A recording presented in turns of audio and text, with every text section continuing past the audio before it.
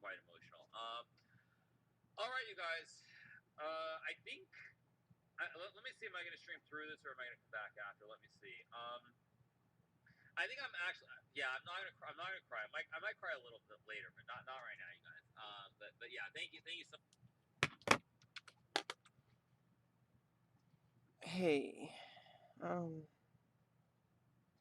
Ah! Hey guys. Didn't see you there. Hey, so I hope you enjoyed that motivational speech I gave. I put that on YouTube yesterday. Hopefully people click on it. I don't know. I'm just trying to be a part of all this, trying to, do my part as well, trying to get involved in the best way I know how. Right now I'm following, we're going to have E-Rob versus Nate Hill today. And so that's pretty exciting for this first game. I'm pretty sure Nate Hill, judging by his game, yes, the other day against Voy Boy, I'm pretty sure he's going to be doing pretty well here. But E-Rob might give us a surprise here today. So, just I hope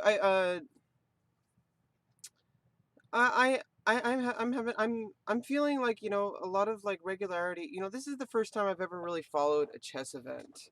I've even like watching like I don't always watch like every single VOD for events. I try to watch them when I can, but most of the time I'm just working on my own chess. Like I'm not really.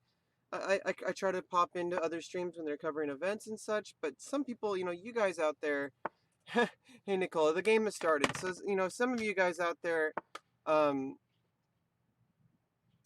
are like super dedicated fans, and so let's just look over the game. We got a D4 pawn opening, we got an Indian game, and then we have E6 being played. Okay, so then B6. So it looks like he's playing somewhere along the lines of perk defense, and he's going with a fianchetto.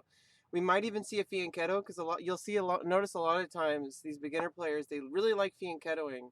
But usually, if you bring out the E6 pawn, usually you bring out the bishop on the queen side. So yeah, it looks like okay. So it looks like he's maybe even just playing like bishop E7, which is kind of more of a perk defense style.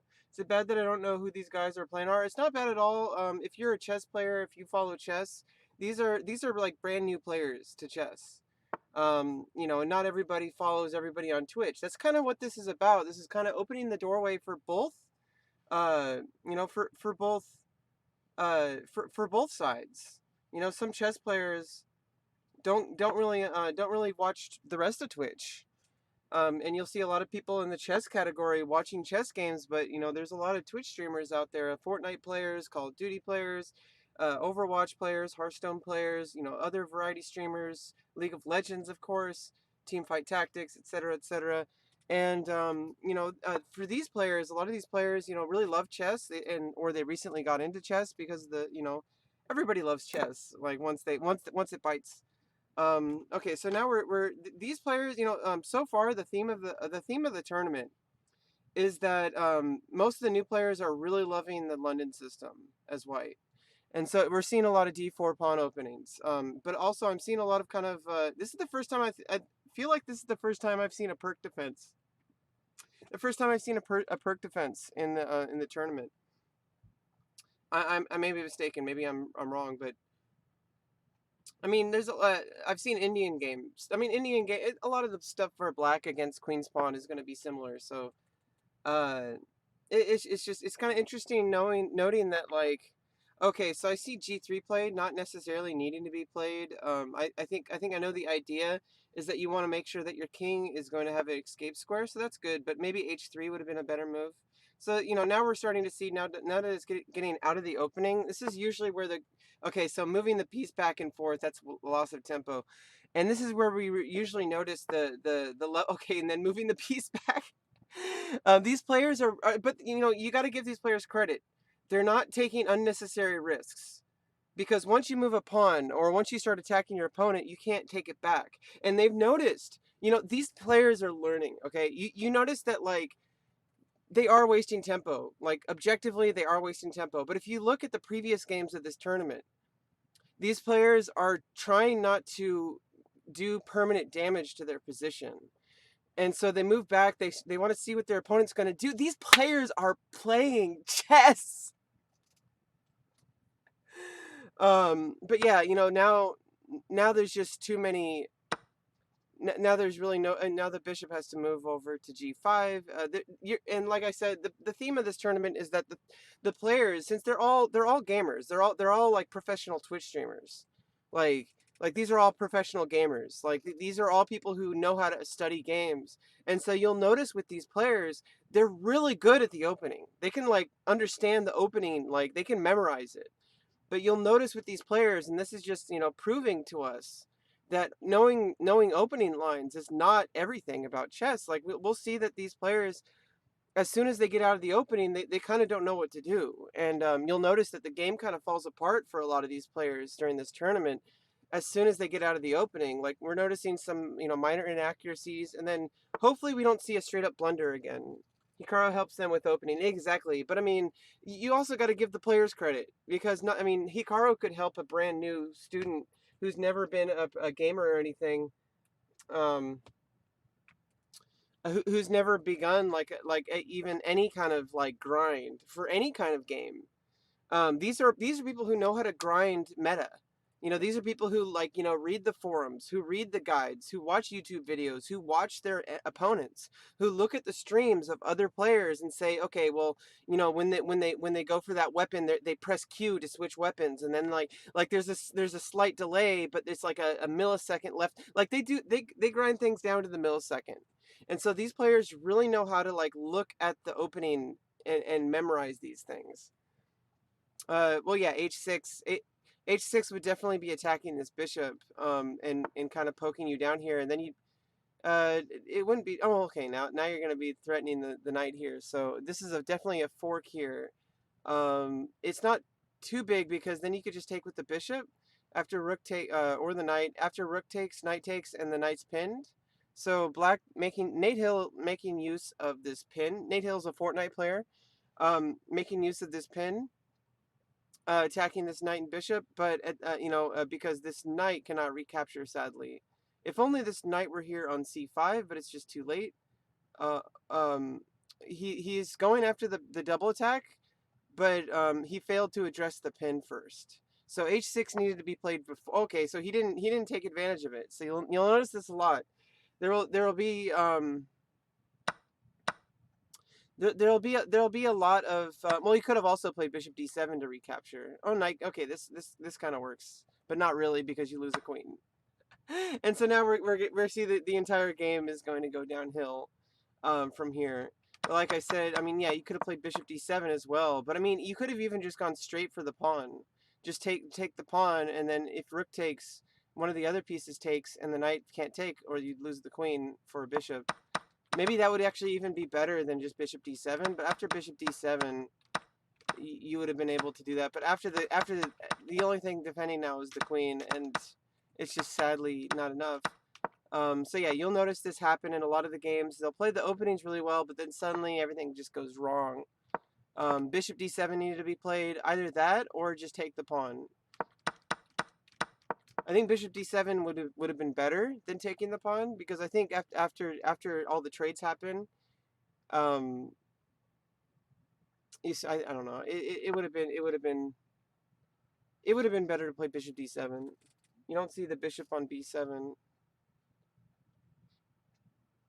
Yeah, exactly. Well,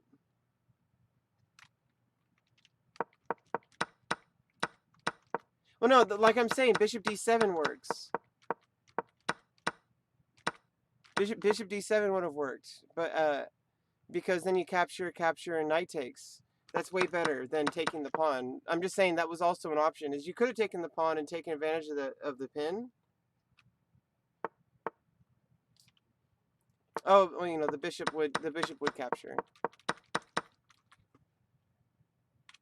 Either way, he did not make the right move at all.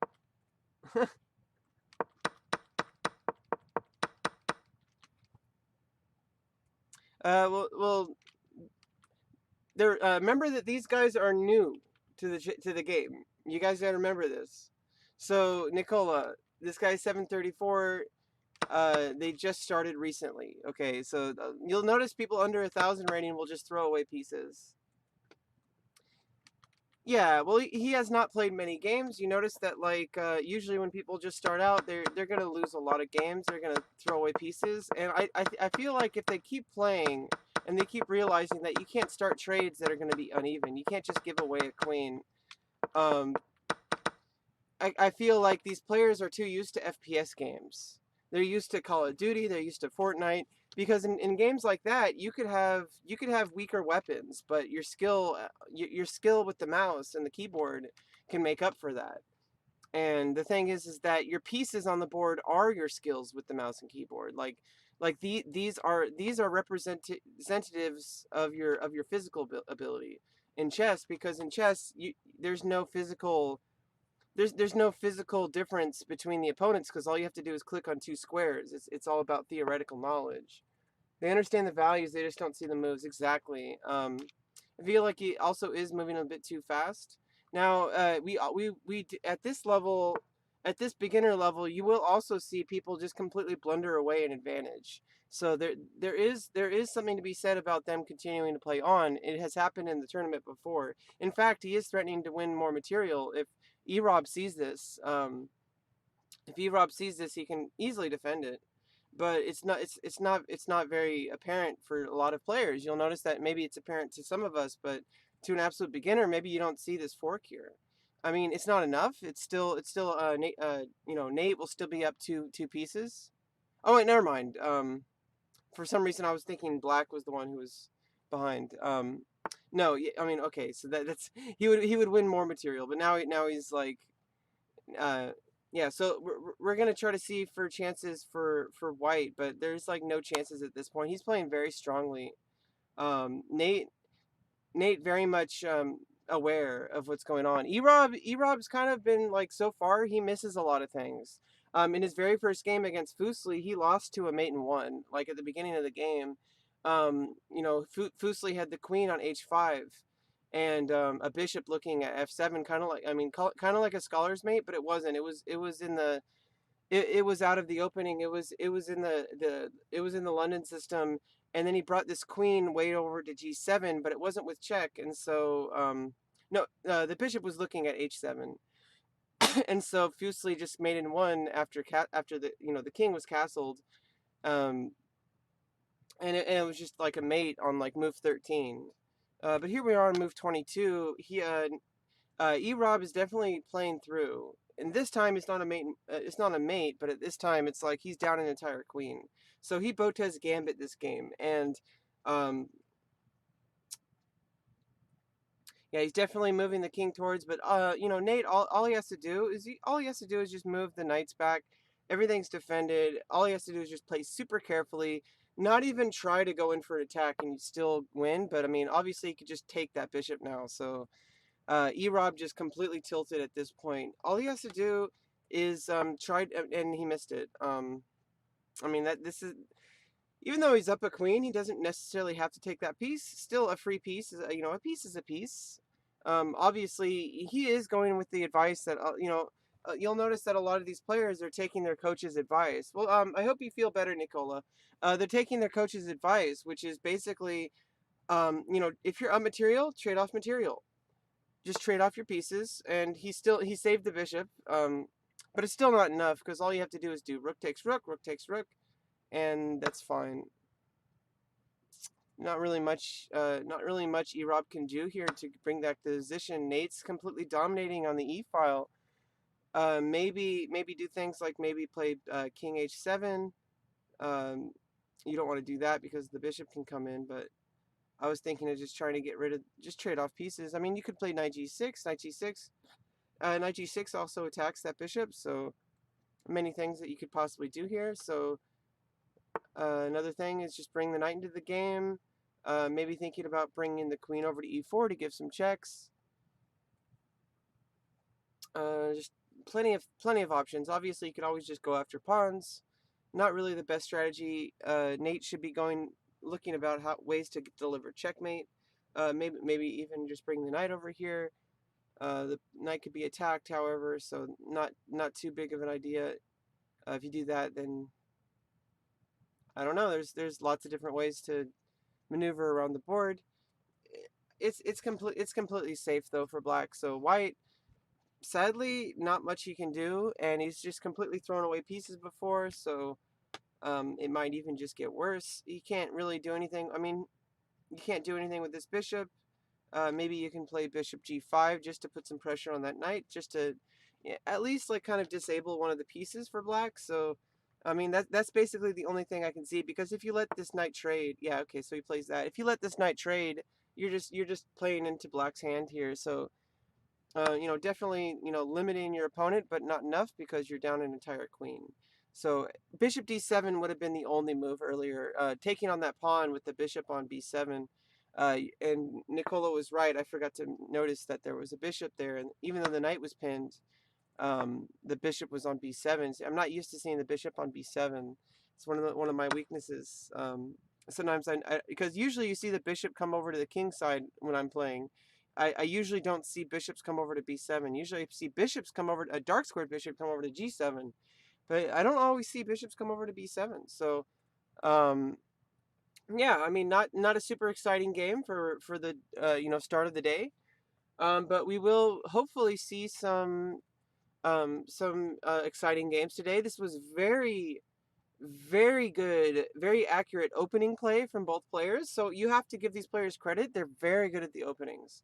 Although we are seeing that these players just need to spend more time in the tactics, just training their tactics, making sure they look at the entire board, making sure they make sure that they don't drop pieces, making sure that they understand that you need to trade material so that you're either equal or up ahead, and that you can't just throw away pieces like a queen, and you might be able to you can't expect to come back from the game, but you can at least try to keep in the game. But when you're behind material, your goal should not to be trade off pieces. Your goal should be to try to put pressure on your opponent, trying to limit them, trying to keep them on their toes, trying to make sure that they don't have chances for checkmate. That's your goal if you're behind material. But if you're behind an entire queen, there's basically 0% chance you're going to be able to come back. So it is definitely something that these players are still learning to do, especially since these players, like I said, a lot of newer players make the mistake of spending all their time on opening theory, because these players don't want to lose in the opening. I understand, because they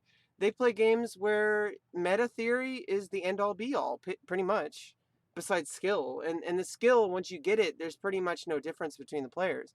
And you could say the same thing about chess, because at a certain level, everyone's tactical ability is pretty much exactly the same.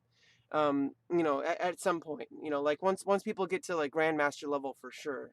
Um, and then it'll all be opening theory and strategy planning in the middle game, where tactics and endgame tactics will basically play a very small role at the grandmaster level.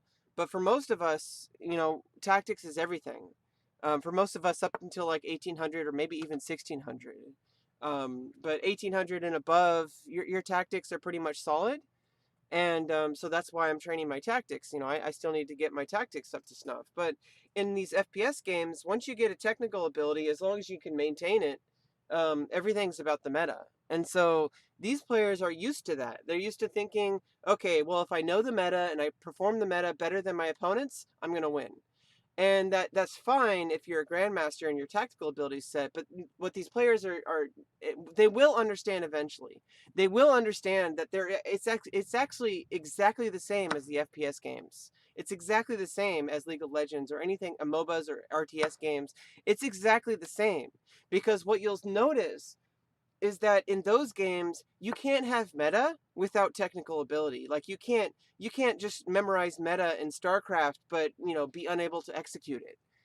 Because your keyboard is too slow, because your keyboard play is too slow, because your mouse play is too slow. You have to grind that out like hundreds of thousands of times in order to get that automatic response.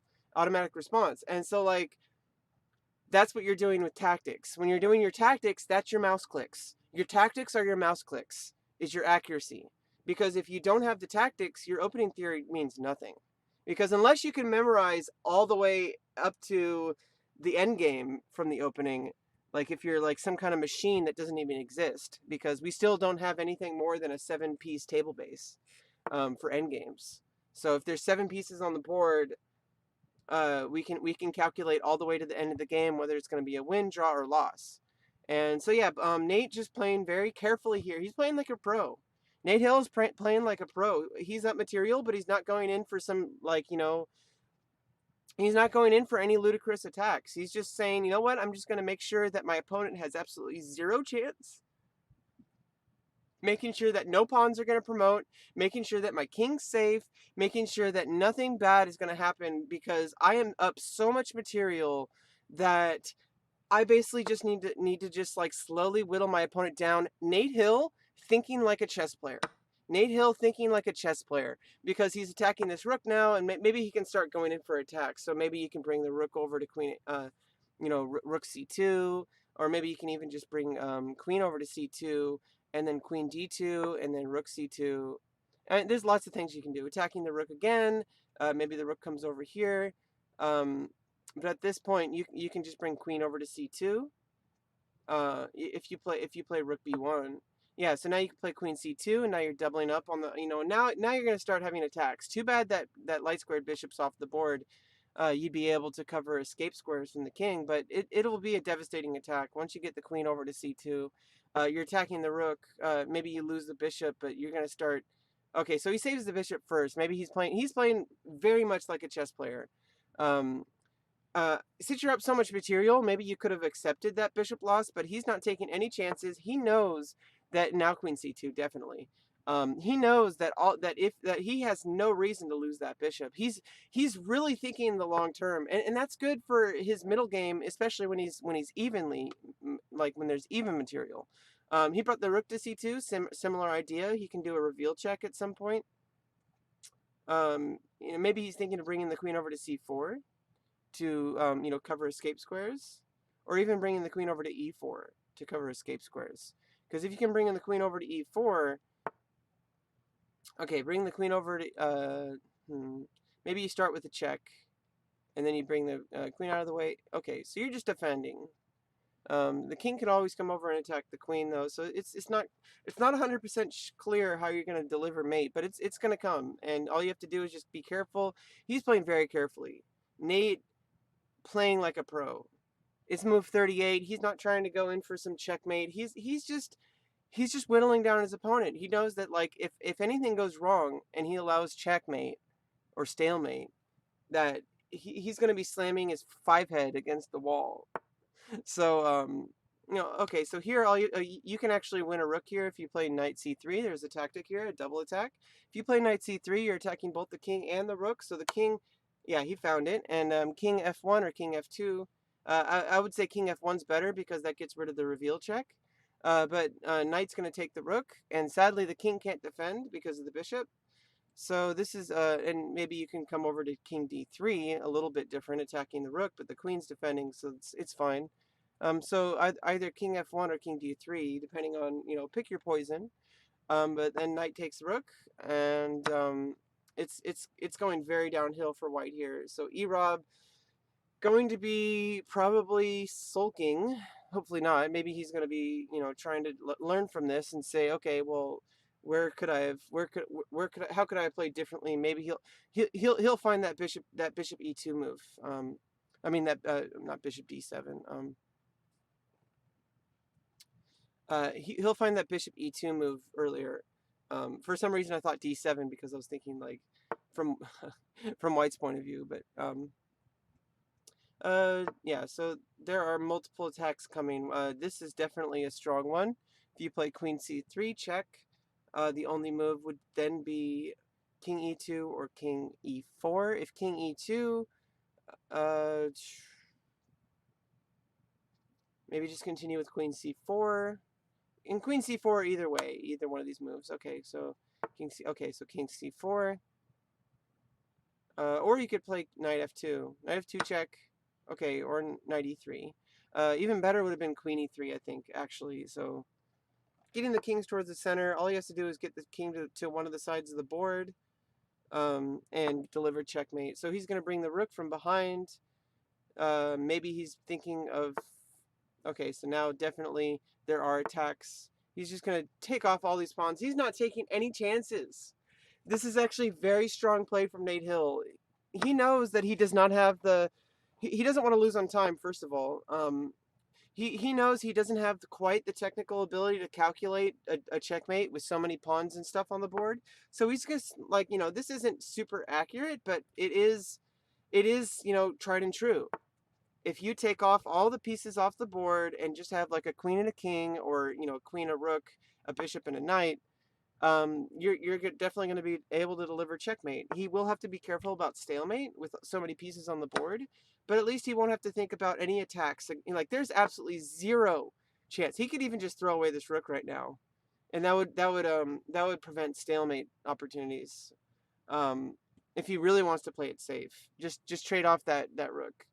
But he doesn't have to. Maybe he can start looking for mating ideas now. Mating ideas now. So maybe you can play knight d5 check, and only move is going to be one of these two. So either king. I think maybe king e4 is more accurate. Yeah. Okay. So king e4 attacking the knight. You can play queen e3 check, but then you take the knight. So you play queen c4 check, and it's attacking the knight. And now you have to play king f5. Okay, or you could play knight f6 check, uh, king f5, attacking the knight.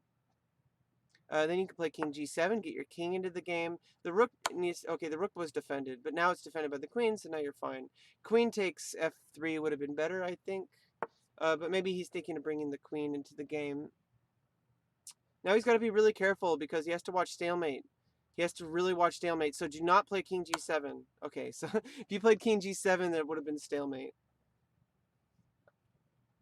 And so now he's limiting his opponent, and then after queen h5, it's checkmate. Unless you play king h4. If you play king h4, you still have queen h5. Okay, so queen h5 is mate. Mate in 1. Queen h5. I mean, you could also play rook h3. Okay. GG. Nate Hill coming in for the game. He really came back from that game against Voy Boy. I believe he played Voy Boy in the first round. Yeah, so very, very unfortunate for Erob. 2 losses in a row. So Erob's going to be playing in the consolation bracket. Yeah, Nate Hill played Voy Boy in the first round, and he lost, but he didn't lose like outright. He had a lot of chances. So Nate Hill really proving to be an underdog in this competition.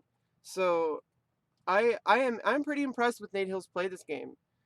He just from the very beginning, he delivered tactical ideas up the wazoo. He just completely made sure his opening was solid. Every single piece is protected, and technically, Erob played very well in the opening as well. However, there was just a fatal error. If only, and yeah, maybe this was a minor inaccuracy playing g3 because that locks your bishop onto the king side, and after h6, you play h4 and then g5. You're going to be losing material at least, and maybe there's a desperado you can do. You do knight takes g5, pawn takes g5, and then bishop takes g5, and then you do weaken your opponent's king side. So let's look at the analysis board here. So if this is actually perfectly fine, g3, maybe h3 would have been better. It gives your bishop a lot more space to recover. But even this, if instead of this okay, so like I failed to notice this bishop on b7. So this is actually like I think this is like the best move you could possibly play for black. But even this, like if you went after the bishop, then you could just do a desperado here, and you're down a pawn, but then you expose your opponent's king. So maybe you bring in, also there's a clear path for your queen as soon as you get rid of that knight at some point. I don't know how you would get rid of that knight. Maybe you would not want to trade off right away unless your opponent forces you to. But there is a clear path towards coming over. As soon as you get rid of that knight, you can play queen h5, and you could start attacking the king on the king side. So that's actually h6. While we looked at it, looked pretty dangerous. It actually wasn't the best move in this situation. So I feel like if you did not want to take here because you do not want a pawn able to deliver a double attack, a fork here. So I feel like maybe Erob should have played Um, let's see. Any counterplay here? Does not look like there's any real tactical ideas. So I don't know. Maybe that's the best you could have hoped for. After this, though, you need to defend that knight, because then after you take, you just take, oh, and then takes. Oh no, black's still up material, so that wouldn't have been the best idea either. So maybe just desperado here, bishop takes, knight takes, and then you're actually up a pawn here. So that, yeah, I was right. Bishop takes. If bishop takes, knight takes, and then rook takes. Okay, never mind. Either way up material. For black. But I mean, it wouldn't have been as devastating as it was in the game. That what I'm saying is that even though this would have been a slower grind, and at their level, up 2 pawns is not a clear advantage. Like maybe at the GM or super GM level, a pawn or 2 pawns is devastating advantage, overwhelming advantage. But at this level, they could always come back from 2 pawn advantage. There's also always the chance of a complete just misclick or a piece loss. So at this level, this would have been one of these would have been the best option. I actually don't like having the rook. I mean, maybe you play queen d3 at that point. Queen d3 attacking the rook. You could just attack the bishop. This is, I mean, I don't know. If you trade off material, the advantage becomes more apparent for black. So, but I mean, I'm just trying to show, like, the ideas here. Definitely not blundering away at queen. This just blunders away at queen. The only well, I mean, just don't even. I mean, at this point, you're down a rook, so don't blunder the. Wait, what happened here? What was the text move? Here we go. Yeah, don't blunder the queen. Okay, so at this point, I don't know why he took with the queen. Did he? I think he just missed that there was a bishop there. Maybe he thought that he was attacking the rook. It's just I don't even know what was happening here. So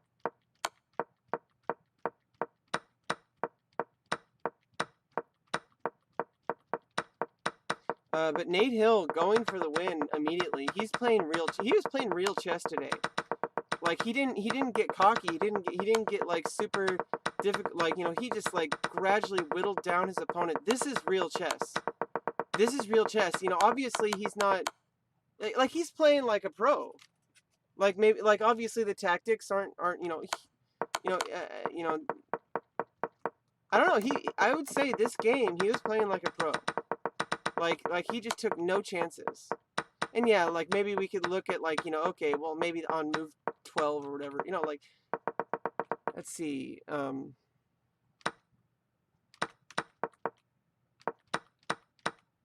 I still think that like there still could have been chances. Like what could you have done differently? Maybe take with a knight first.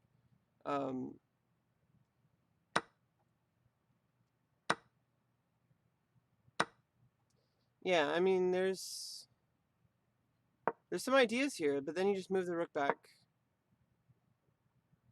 So I mean either way, black's up material. However you want to play the position to play for complications or whatever. But I feel like the first mistake E-Rob made was this G3 move, because that blocks the bishop in. And Nate Hill just completely taking advantage of this double attack. He really he has great board vision. You got to give this Fortnite some great props on his ability to see these combinations. And just remember, Nate Hill is a mathematics major. I believe that he has degrees in mathematics, and you do have to give credit to mathematical thinking in chess, because chess is geometry, and he sees the connections. He sees the double attacks. He sees the pins, but like it doesn't really do much. This would have been okay for E-Rob. He would have been able to play. I mean, because you can't take here because you can, but this would have been okay. He still would have been down 2 pawns, but he's not like blundering a queen. just straight up blundering a queen is devastating in chess. You cannot come back from that. There's just no way to come back. But anyway, I very exciting game. And very good play from Nate Hill. Very good play, Nate Hill. You lost your first game, but you won the second game, so now you have 3 points in this tournament. You have a very solid chance. If you win your next game, you're going into the championship brackets. So I think Nate Hill has a very good chance of competing against Voyboy and Box, who are slated to be the top players in this tournament. I'm sorry, my volume was way too loud. For sorry if that was bothering anything. Yeah. So thanks for coming for round 1. I will be back in 35 minutes, and we will see how that goes for game 2. So game 2 for round 2 is going to be Voyboy versus Fuseli. Now everybody slated for Voyboy to be winning, so this might be a clear-cut win for Voyboy. But Fuseli has proven herself to be able to see ideas, and I think there is a lot of stuff going on, so there are psychological factors. But Voyboy, he's estimated to be about 1,700 rating, and Fuseli has pretty much just started, so unrealistic to expect Fuseli to do to win. But at the same time, anything can happen. So we can't say anything happens until we watch the game. Okay, so but at the same time, Voyboy is slated to win, so maybe this will be a one-sided match, but maybe Fuseli will surprise us. So do not discredit Fuseli before the game even starts. Anyway, I will see you in 35 minutes.